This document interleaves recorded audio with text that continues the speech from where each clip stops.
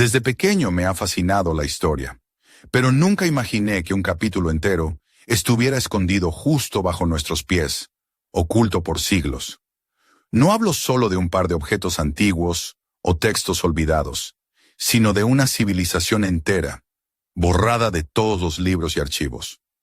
Una civilización con una tecnología que ni hoy podemos entender del todo, y una arquitectura que hasta las mejores constructoras actuales apenas podrían replicar.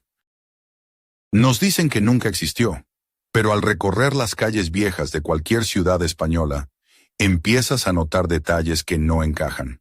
Por ejemplo, en el casco antiguo de Segovia, entre sus callejuelas empedradas, hay edificios con torres que parecen querer tocar el cielo, cubiertas de grabados tan minuciosos que cuesta creer que no usaran herramientas modernas. Herramientas que, claro, no existían en esa época, repiten los historiadores oficiales. Y luego están las fortificaciones en forma de estrella, como las que rodean al castillo de San Felipe en Puerto de Mazarrón, con ángulos exactos y bastiones simétricos, como si alguien las hubiera diseñado desde un dron. Las cúpulas cubiertas de cobre brillante parecen captar una energía invisible, reflejando el sol con un fulgor casi hipnótico. ¿Decoración? Dicen que sí, pero yo creo que es mucho más que eso. La historia oficial nos cuenta que todo esto fue levantado con manos, serruchos, andamios de madera y carros tirados por caballos. Lo que me hace mucha gracia, porque con ese equipamiento consiguieron colocar columnas de granito de decenas de toneladas, tallar arcos perfectos y montar estructuras metálicas que hoy día serían un reto para cualquier fábrica moderna. Pero si te fijas bien, la cosa se pone aún más rara. Algunas piedras de esos edificios parecen haber sido fundidas, deformadas por un calor brutal.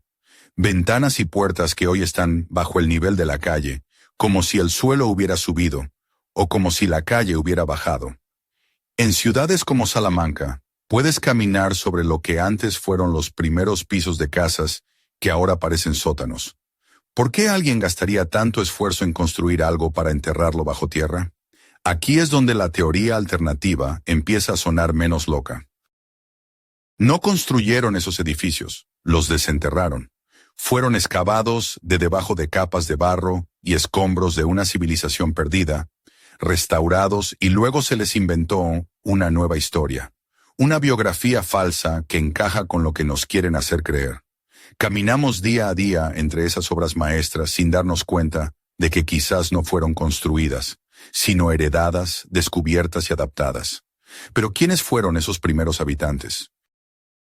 ¿Qué pasó con ellos para que desaparecieran tan misteriosamente? Para entender un poco, me puse a buscar en archivos fotográficos de finales del siglo XIX y principios del XX, y lo que encontré es inquietante. Fotos en blanco y negro de ciudades españolas, como Bilbao o Zaragoza, con avenidas rectas pavimentadas con adoquines, edificios de piedra y mármol que parecen sacados de un cuento, parques bien cuidados con fuentes elegantes. Todo listo para miles de habitantes. Pero ¿dónde está la gente? Las calles aparecen vacías, sin el bullicio que uno esperaría en ciudades tan grandes. A veces solo se ven un par de obreros, pero no están construyendo nada nuevo. Están cavando, limpiando fachadas, quitando tierra y escombros, como si más que levantar una ciudad, la estuvieran desenterrando. En una foto de la Gran Vía madrileña, un hombre con boina y camisa remangada empuja una carretilla llena de tierra. Parece que están redescubriendo un mundo enterrado. Y ahí me di cuenta de que estas ciudades no fueron construidas por quienes las habitaron después. Las heredaron. ¿Pero de quién?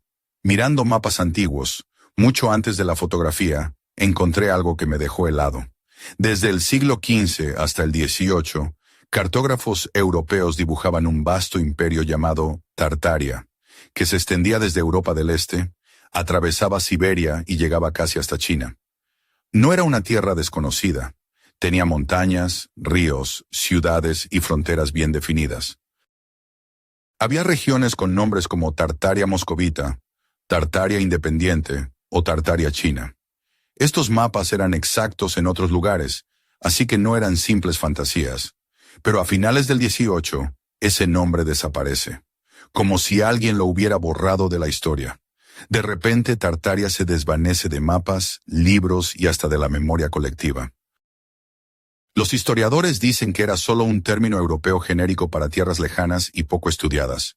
Pero eso no explica por qué desapareció de golpe y por qué esas regiones fueron divididas sin dejar rastro de lo que fue Tartaria.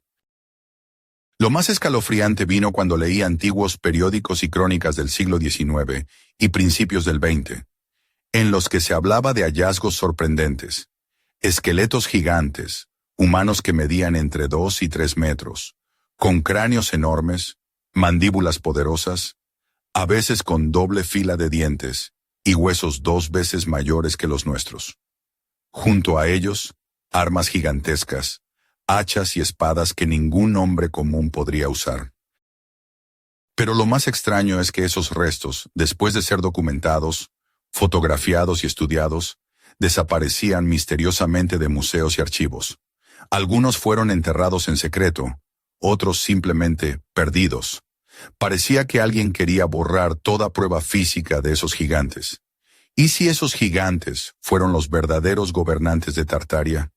Su fuerza explicaría cómo construyeron esas estructuras ciclópeas, pero la fuerza no basta para entender la complejidad de sus edificios.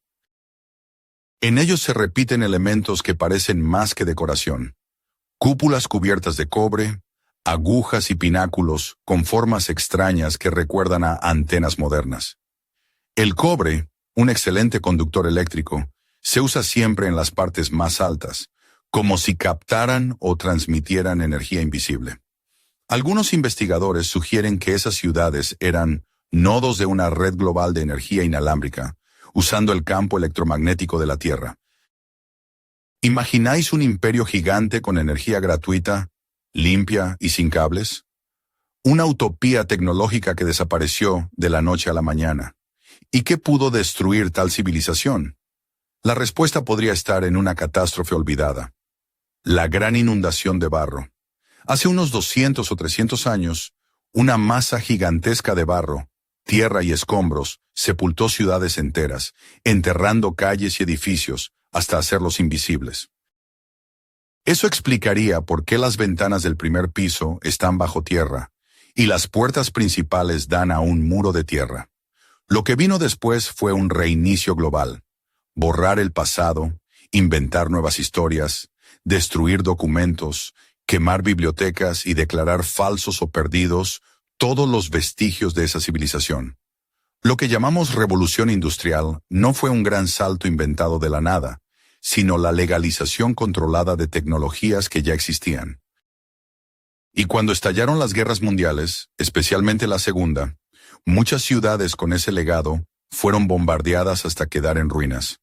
Palacios, catedrales y monumentos que podrían contar la verdadera historia desaparecieron en horas.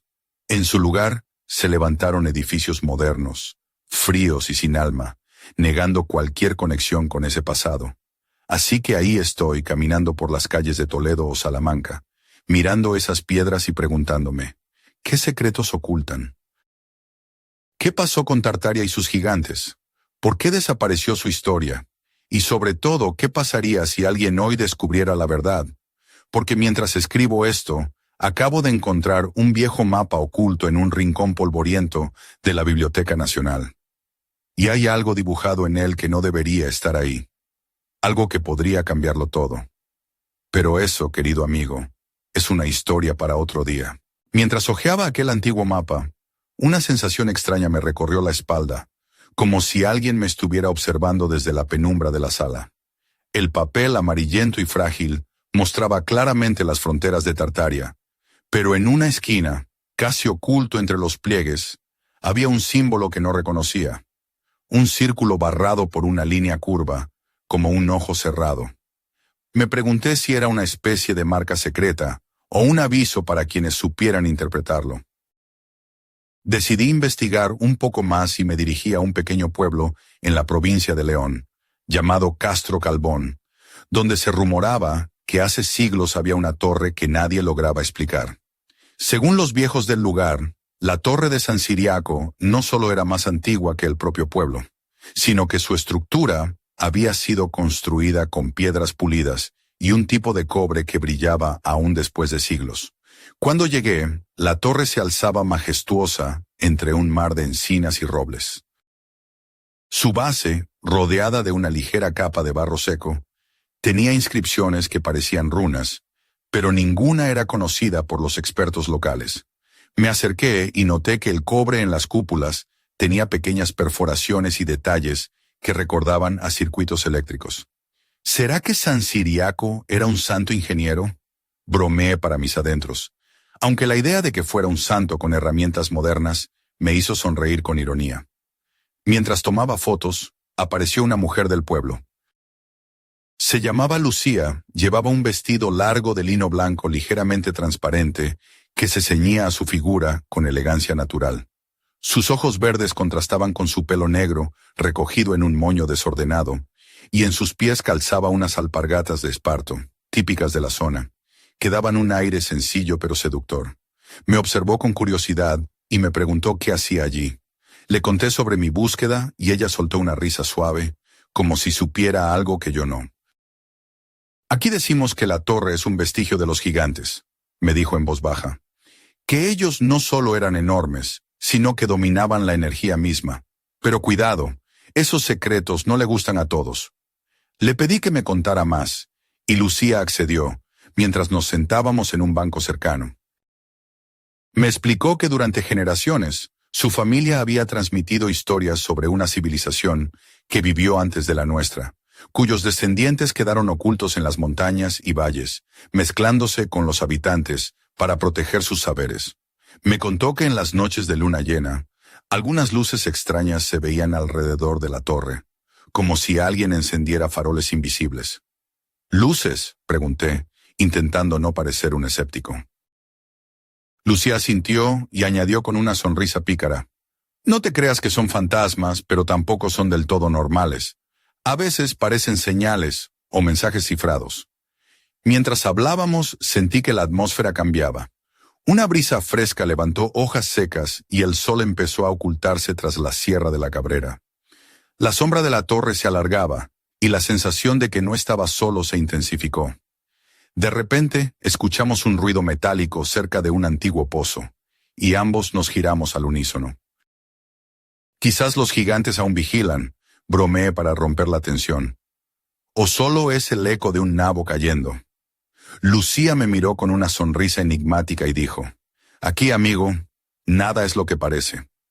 Mientras la noche caía y las estrellas comenzaban a asomarse tímidamente, me di cuenta de que mi viaje apenas estaba comenzando, y que las respuestas que buscaba podrían estar más cerca de lo que imaginaba, ocultas bajo capas de historia, barro y misterio. Pero también que para descubrirlas tendría que adentrarme en un mundo donde lo imposible parecía real y donde el pasado y el presente se entrelazaban de formas que nadie se atrevía a contar. Aquella noche en Castro Calbón se volvió inolvidable. Lucía me invitó a cenar en la pequeña taberna del pueblo, un lugar de paredes de piedra y vigas de madera que olía a leña y a vino tinto. Mientras compartíamos una cazuela de lentejas y un par de botellas de Ribera del Duero, la conversación se volvió más íntima y las historias más intensas. Lucía llevaba un vestido rojo oscuro que resaltaba su piel bronceada por el sol de la meseta, con escote discreto pero sugerente que dejaba entrever la curva de su cuello. Un delicado collar de plata con un colgante en forma de media luna descansaba sobre su clavícula, y sus labios pintados con un tono carmesí tenían la sonrisa traviesa de quien guarda secretos. Cada vez que hablaba de los gigantes y de la torre, sus ojos brillaban con una mezcla de miedo y fascinación. Me contó que, hace unas décadas, un grupo de arqueólogos universitarios llegó al pueblo con la intención de excavar alrededor de la torre para estudiar sus misterios, pero pronto desaparecieron sin dejar rastro.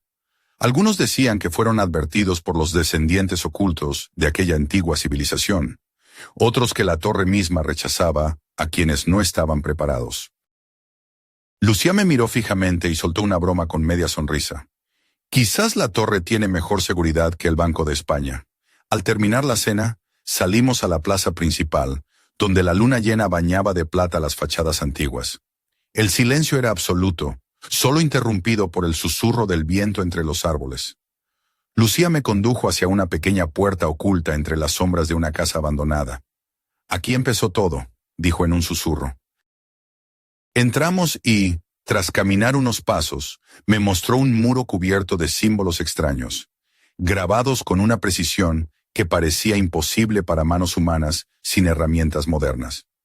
Me acerqué y noté que algunos estaban recubiertos por una capa fina de cobre oxidado, que reflejaba la luz de mi linterna como si el muro respirara.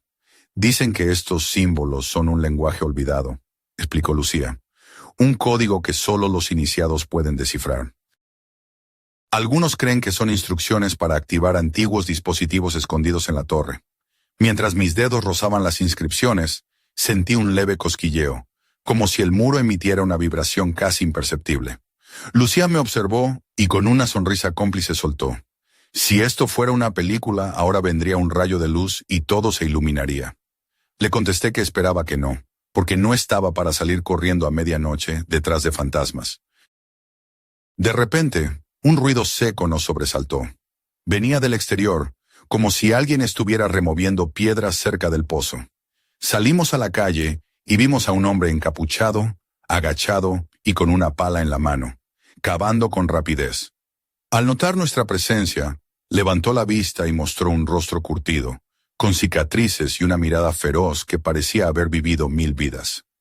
¿Quién eres?, pregunté sin esconder la sorpresa. El hombre se levantó lentamente y con voz ronca respondió: «Soy Juan, el último guardián. No deberíais estar aquí». Lucía dio un paso adelante, mostrando una valentía que yo no tenía. «Nosotros solo buscamos respuestas. No queremos problemas». Juan la miró fijamente y tras un silencio tenso, dijo: «Las respuestas tienen un precio, y no todos están dispuestos a pagarlo». Antes de que pudiéramos preguntar más, Juan desapareció entre las sombras, dejando tras de sí el eco de una advertencia que retumbaba en mis oídos. Esa noche comprendí que lo que había comenzado como una curiosidad se estaba convirtiendo en un juego peligroso, donde cada secreto descubierto podía traer consecuencias imprevisibles. Mientras volvía a mi alojamiento, la imagen de Lucía con su vestido rojo y la figura sombría de Juan grabados en mi mente, me pregunté qué otros enigmas ocultaba aquella tierra, y si estaba dispuesto a arriesgarlo todo por desenterrar la verdad enterrada bajo siglos de barro y silencio. Al día siguiente, el sol despuntaba tímido sobre las montañas de Castro Calbón, tiñendo de oro las tejas rojas y el empedrado de las calles. La atmósfera parecía más ligera, pero yo sabía que debajo de esa calma latía un misterio que podía cambiarlo todo. Lucía me esperaba en la plaza, vestida esta vez con una blusa blanca de lino, que dejaba entrever sus hombros bronceados y una falda larga color mostaza, que se movía con gracia al ritmo de sus pasos. En sus pies, unas sandalias de cuero trenzado que le daban un aire fresco y natural, casi como si ella misma formara parte de ese paisaje ancestral. «Hoy te enseñaré algo que nadie fuera del pueblo conoce», me dijo con un brillo en los ojos que mezclaba emoción y peligro. Me llevó a la entrada de una antigua cueva escondida entre zarzas y matorrales, justo a las afueras del pueblo. La boca de la cueva estaba cubierta por una pesada losa de piedra, apenas visible entre las raíces de un roble centenario. Con un esfuerzo conjunto, logramos moverla y adentrarnos en un pasadizo oscuro y húmedo, donde el aire olía a tierra mojada y a madera podrida. A medida que avanzábamos, pequeñas inscripciones iluminadas por la linterna parecían guiar nuestro camino. Al fondo se abría una cámara amplia, cuyas paredes estaban cubiertas de frescos casi intactos. Lucía me explicó que esos dibujos representaban escenas de la vida cotidiana de quienes habitaron Tartaria. Gigantes vestidos con túnicas decoradas con símbolos que parecían mapas estelares, máquinas extrañas que recordaban a antenas o generadores, y rituales en torno a un fuego que parecía emitir destellos eléctricos. Uno de los frescos me llamó especialmente la atención. Una mujer de belleza imponente, con cabello oscuro y ojos profundos, vestida con un manto bordado en oro y cobre que brillaba bajo la luz de las antorchas.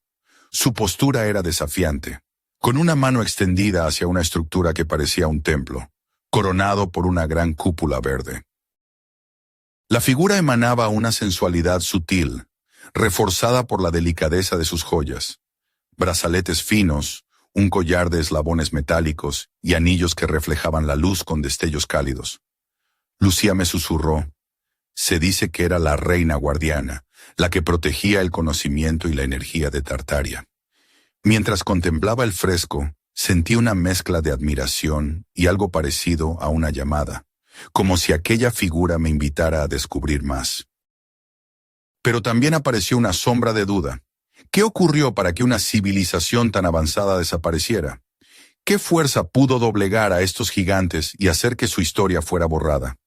Antes de salir de la cueva, noté algo curioso. En una esquina, semioculto entre piedras, había un pequeño cofre metálico con inscripciones similares a las de la torre. Lo abrí con cuidado y dentro encontré un extraño artefacto, una especie de esfera metálica con grabados y una pequeña antena doblada. Al tocarlo, experimenté un leve retumbo en la mano, como si el objeto aún tuviera energía latente. Lucía me miró con preocupación. Eso no debería estar aquí. Pertenece a los guardianes y puede atraer atención no deseada. En ese momento, escuchamos un ruido sordo en la entrada de la cueva. Alguien o algo se acercaba. Sin tiempo para pensar, guardé la esfera en mi mochila y nos apresuramos a salir, dejando atrás la penumbra y la humedad. Al salir, un viento frío nos recibió, levantando hojas secas que danzaban en el aire. Mientras caminábamos hacia el pueblo, Lucía me advirtió que no debía mostrar el artefacto a nadie, porque había fuerzas poderosas que querían mantener esos secretos enterrados para siempre. Esa tarde, mientras el sol bajaba detrás de las montañas, supe que mi vida estaba a punto de cambiar radicalmente. Porque en mis manos llevaba una pieza del pasado que podía devolvernos la verdad, o condenarnos a todos a un silencio aún más profundo. El crepúsculo envolvía a Castro Calbón con su manto anaranjado cuando regresamos al pueblo. Lucía se mostraba inquieta, como si el peso del secreto que compartíamos le obligara a caminar con pasos más cautelosos. Yo, por mi parte, apenas podía concentrarme. La esfera metálica que guardaba en mi mochila parecía vibrar con una energía propia, como un pequeño corazón latente que me recordaba que estaba en medio de algo mucho más grande de lo que había imaginado. Decidí que necesitaba ayuda, alguien con conocimientos técnicos que pudiera analizar el artefacto sin levantar sospechas. Pensé en un viejo amigo de la universidad, Marcos, un ingeniero eléctrico aficionado a lo oculto, que vivía en León. Así que con la excusa de visitar la catedral, le envié un mensaje pidiendo su ayuda urgente. Esa misma noche, mientras Lucía y yo caminábamos por las estrechas calles iluminadas por faroles de hierro forjado, noté cómo sus ojos brillaban con una mezcla de nerviosismo y una sensualidad contenida. Llevaba una chaqueta de cuero negra sobre su falda mostaza y unas botas altas que acentuaban sus piernas torneadas. Caminaba con paso decidido, pero había algo en su mirada que me decía que sabía más de lo que decía. ¿Crees que alguien nos sigue? Le pregunté en voz baja intentando sonar tranquilo. Ella se detuvo, me miró fijamente y me respondió con una sonrisa apenas perceptible. No lo creo. Lo sé. El escalofrío recorrió mi espalda. No era la primera vez que sentía esa presencia invisible desde que llegué al pueblo. Decidimos refugiarnos en la casa de Lucía, una construcción antigua con vigas de madera y ventanas adornadas con rejas de hierro. Allí, mientras encendía una lámpara de aceite, sacó un libro viejo, encuadernado en cuero gastado, con símbolos similares a los que habíamos visto en la torre y en la cueva. «Esto es lo único que queda de la biblioteca ancestral», me dijo con solemnidad. «Los demás libros fueron quemados o desaparecieron durante el gran reseteo».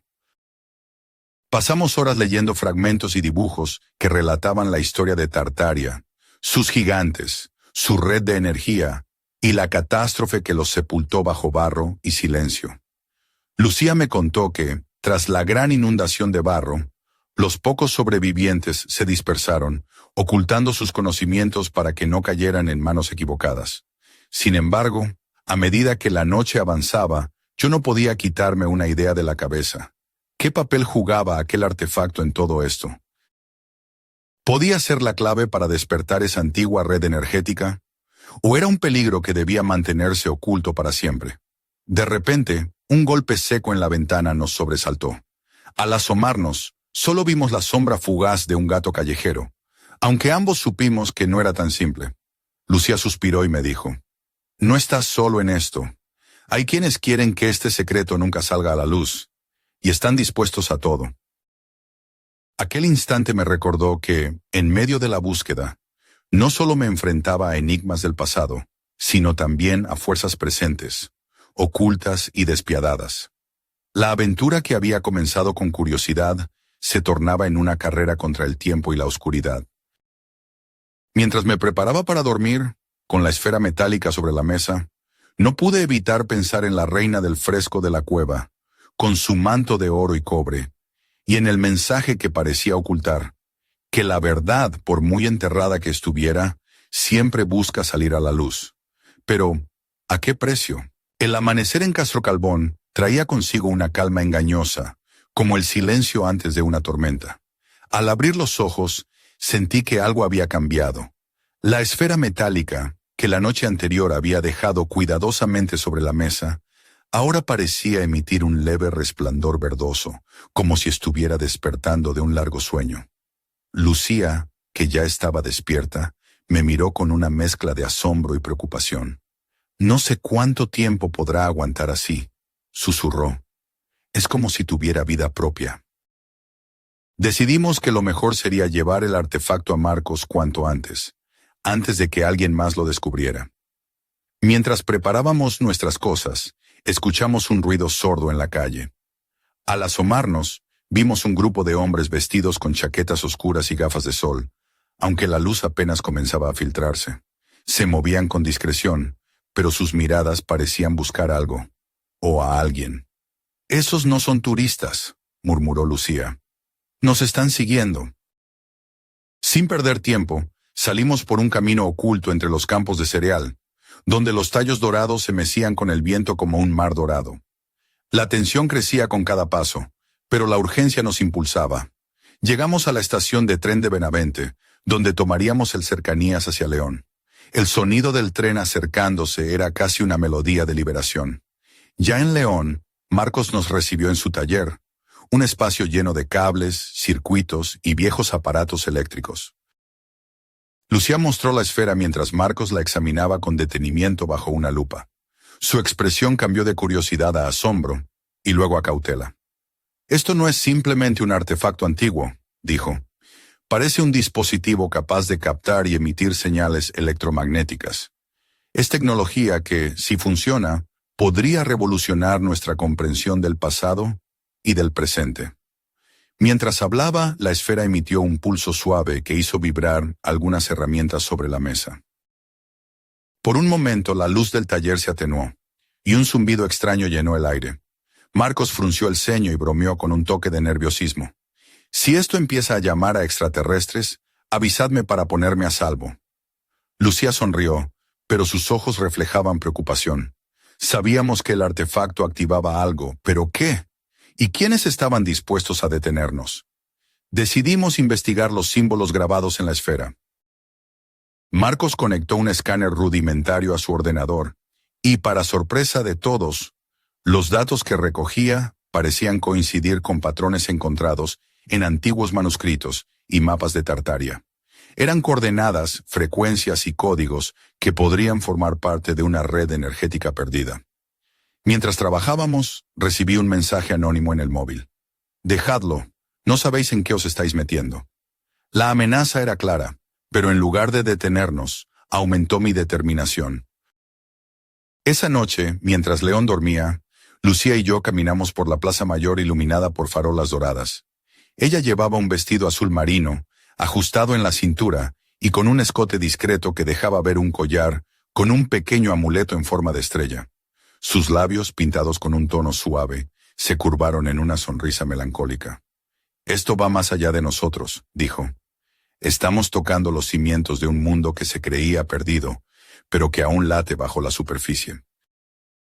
Me acerqué y con un toque ligero le dije, «Entonces tendremos que ser más fuertes que el barro que enterró esa historia». Mientras las campanas de la catedral resonaban en la noche, supe que la búsqueda apenas comenzaba y que más que nunca la verdad tendría un precio muy alto, pero también que estaba dispuesto a pagarlo. Los días siguientes en León se convirtieron en una mezcla de investigación frenética y constante vigilancia. Marcos, Lucía y yo nos sumergimos en antiguos archivos, bibliotecas y mapas, tratando de desentrañar los secretos que la esfera parecía esconder. Marcos, con su barba descuidada y gafas de montura gruesa, parecía un científico loco cuando hablaba de frecuencias y resonancias, y no faltaba quien bromeaba diciendo que si no fuera por su pasión, acabaría vendiendo churros en la plaza. Una tarde, mientras analizábamos un mapa del siglo XVII que mostraba con detalle las fronteras de Tartaria, Lucía apareció con un vestido de lino color granate que resaltaba su piel dorada por el sol. Sus pendientes de filigrana plateada tintineaban suavemente cada vez que se movía, y su mirada tenía esa mezcla de determinación y misterio que no dejaba indiferente a nadie. Se acercó a la mesa y señaló una serie de símbolos que coincidían con los grabados de la esfera. Estos símbolos no solo son decorativos, dijo. Son instrucciones. Pueden ser la clave para activar la red de energía. Marcos asintió, emocionado, y añadió: si logramos decodificarlos, podríamos entender cómo funcionaba esa tecnología. Imagina, energía limpia, inalámbrica, mucho antes de que Edison pensara en la bombilla. Mientras discutíamos, escuchamos un ruido en la puerta. Al girarnos, vimos a un hombre alto, vestido con un abrigo oscuro y sombrero, que entraba con paso firme.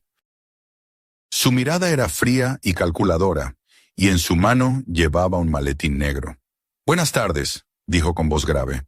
«Soy inspector Ortega, de la Policía Científica.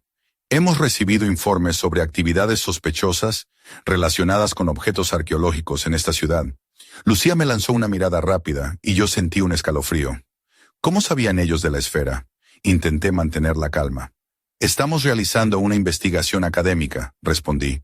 «Nada ilegal». Ortega sonrió con desdén. «Ya veremos. Tendremos que examinar ese artefacto que tienen. No querríamos que algo tan valioso se pierda o caiga en malas manos». La tensión en la habitación era palpable. Lucía susurró al oído: «Esto se está poniendo peligroso.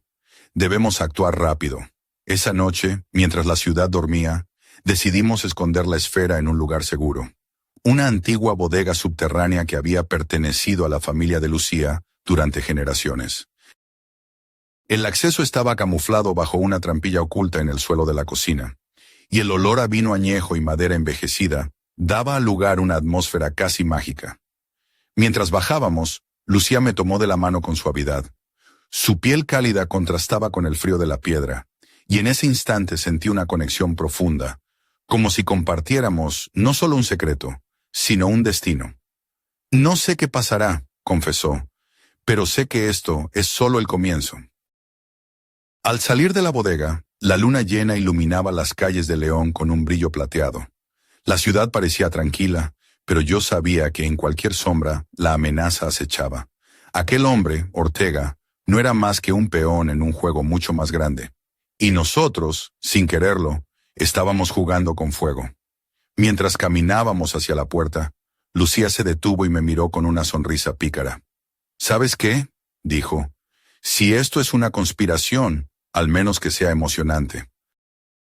No pude evitar reír y con un guiño respondí: «Pues prepárate, porque esto apenas empieza». Las calles de León parecían susurrar secretos antiguos aquella noche, mientras Lucía y yo regresábamos a su casa tras esconder la esfera. La brisa fresca acariciaba su cabello oscuro, suelto y brillante, que contrastaba con la piel tersa de su cuello descubierto por el escote discreto de su blusa. Su perfume era una mezcla de jazmín y misterio, y cada vez que hablaba, su voz tenía un tono hipnótico que me mantenía en vilo. Al entrar, la luz tenue de las velas iluminaba la estancia, proyectando sombras danzantes en las paredes de piedra. Lucía se acercó lentamente, su falda negra rozando el suelo y dejando entrever una pierna al caminar con elegancia. Tenía en las manos un libro antiguo, encuadernado en cuero desgastado, cuyas páginas amarillentas estaban llenas de símbolos que parecían vivos bajo la luz. «He encontrado algo», dijo con voz baja. «Un ritual. Algo que podría activar la red energética o destruirla». La tensión se cortaba con un cuchillo.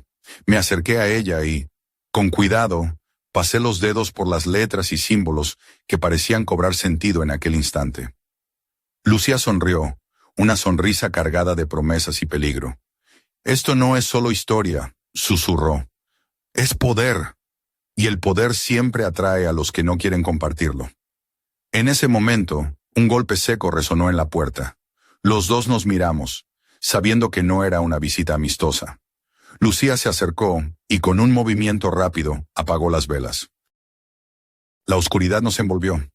«Es Ortega», dijo. «No podemos dejar que entre». Mientras ella se ocultaba en la penumbra, me acerqué a la puerta y la abrí lentamente. Ortega estaba allí, con su abrigo oscuro y mirada fría como el acero. «Buscamos el artefacto», dijo sin rodeos. «No queremos hacer daño, pero las órdenes son claras». Intenté razonar con él, pero su expresión no cambió. De repente, un ruido sordo detrás de mí me alertó. Lucía apareció con un gesto decidido, sosteniendo un pequeño dispositivo que emitía una señal luminosa y sonora. Ortega retrocedió, desconcertado. «¿Qué es eso?», preguntó tratando de mantener la compostura. «Una alarma», respondió Lucía. «No dejaré que te lleves lo que protege nuestra historia». Ortega gruñó y dio media vuelta, desapareciendo en la noche. Cerré la puerta con fuerza y suspiré, sintiendo cómo el peso de todo aquello caía sobre mis hombros. «No será la última vez que lo veamos», me advirtió Lucía, acercándose y rozando mi brazo con suavidad. Esa noche, mientras las sombras se alargaban y la ciudad se sumía en el silencio, comprendí que estábamos atrapados en una red tan antigua y peligrosa como la propia Tartaria. Cada paso que dábamos nos acercaba más a una verdad que muchos querían mantener enterrada para siempre. Y yo estaba dispuesto a seguir adelante, aunque eso significara perderlo todo. Los días se volvieron una mezcla de sigilo y descubrimientos. Lucía y yo nos convertimos en sombras entre las calles de León, tratando de mantener la esfera y los secretos que guardaba alejados de ojos indiscretos. Pero el misterio se intensificaba con cada paso que dábamos. Una tarde, mientras revisábamos unos documentos en la biblioteca histórica, Lucía apareció con un vestido color esmeralda que resaltaba la intensidad de sus ojos oscuros. Sus labios ligeramente maquillados dibujaban una sonrisa que ocultaba secretos profundos. En sus orejas colgaban pendientes dorados con pequeños zafiros que brillaban con la luz tenue de la sala. «He encontrado algo», susurró, deslizándome un pergamino antiguo. «Un mapa que muestra una red de ciudades y torres similares a la de Castro Calbón, pero dispersas por toda España». Mientras extendíamos el mapa sobre la mesa, notamos que las torres formaban un patrón geométrico casi perfecto, como si fueran nodos de una red invisible. Marcos nos había comentado antes que esa red podría haber sido un sistema de energía inalámbrica, y ahora todo encajaba. Decidimos que debíamos visitar una de esas torres para entender mejor su función. Elegimos una en la comarca de La Alcarria, cerca de Guadalajara, famosa por sus leyendas y paisajes de campos dorados y pueblos de piedra. El viaje fue un contraste entre la serenidad del campo y la tensión que nos acompañaba. Al llegar, la torre se alzaba imponente, cubierta parcialmente por enredaderas y musgo. La estructura de piedra parecía desafiar el paso del tiempo, y las cúpulas de cobre relucían sutilmente bajo el sol poniente. Lucía caminaba delante de mí con paso firme, su vestido blanco rozando la hierba seca, y sus ojos brillaban con una mezcla de emoción y respeto. Explorando la base de la torre, encontramos grabados similares a los de la esfera y la cueva. Al tocar uno de ellos, un leve zumbido llenó el aire, y el cobre comenzó a destellar con una luz verde y azulada. Era como si la torre despertara de un sueño milenario. Pero entonces, un estruendo rompió la calma. Desde el bosque cercano, un grupo de figuras encapuchadas apareció, avanzando con determinación. Lucía me tomó de la mano, y con voz firme dijo: «No estamos solos. Siempre hay quienes vigilan. Nos preparamos para enfrentar lo desconocido, sabiendo que aquella noche podría cambiarlo todo. La historia de Tartaria, enterrada bajo barro y mentiras, parecía querer resurgir con fuerza, y nosotros éramos los portadores de su legado. Mientras el crepúsculo teñía el cielo de tonos rojizos, la batalla invisible por la verdad apenas comenzaba. Y en medio de la incertidumbre, una pregunta ardía en mi mente. ¿Estábamos listos para lo que venía? El aire se volvió denso y frío mientras las figuras encapuchadas se acercaban, sus pasos resonando entre los árboles secos de la Alcarria. Lucía apretó mi mano con fuerza, sus uñas clavándose suavemente en mi piel, mientras sus ojos, intensos y decididos, buscaban cualquier señal de ayuda en la oscuridad creciente. Su vestido blanco, ahora manchado por el polvo del camino, se aferraba a su cuerpo con un sutil juego de transparencias que, en aquel instante de tensión, parecía mezclar su vulnerabilidad con una fuerza casi magnética. Con un movimiento rápido, activé la esfera que llevaba en la mochila. De ella emanó un pulso lumínico que iluminó la base de la torre, haciendo brillar los grabados de cobre como si despertaran de un letargo milenario. La energía vibraba en el aire, y por un instante, el mundo pareció contener el aliento. Las encapuchadas se detuvieron, como si reconocieran el poder que habíamos desatado. Entonces, una voz profunda y resonante emergió de entre ellas. Habéis cruzado la línea prohibida. El legado de Tartaria no es para manos indiscretas. Lucía dio un paso adelante, con una valentía que parecía desafiar al mismo destino. No buscamos destruir, sino recuperar aquello que nos fue robado. La verdad no puede permanecer enterrada para siempre. La tensión estalló en un instante. Los encapuchados se dispersaron en un torbellino de sombras, dejando tras de sí un susurro que prometía futuros encuentros y desafíos. Mientras la calma retornaba lentamente, la torre comenzó a emitir una vibración profunda, como un latido antiguo que resonaba en las entrañas de la tierra. La esfera en mis manos parecía sincronizarse con aquel pulso, y comprendí que estábamos frente a algo mucho más grande de lo que imaginábamos. Un sistema vivo, una red energética olvidada que podría cambiar el curso de la humanidad. Lucía me miró con una mezcla de orgullo y temor. Esto es solo el comienzo, dijo. La gran pregunta es, ¿estaremos preparados para lo que viene? En ese momento, un temblor sacudió el suelo bajo nuestros pies, y de la torre emergió una luz cegadora que iluminó el cielo nocturno, dibujando figuras geométricas imposibles que parecían comunicarse con el cosmos. Mientras la luz se desvanecía, supe que aquel descubrimiento marcaría el fin de una era y el inicio de otra, pero también que los secretos de Tartaria estaban lejos de estar resueltos, y que el verdadero enigma aún esperaba, oculto en las profundidades del tiempo y la memoria. Y entonces, una última sombra apareció en el horizonte, una silueta que observaba en silencio, esperando el momento justo para actuar. ¿Quién era? ¿Aliado o enemigo? Eso, amigo mío, será la historia que nos toque contar a continuación.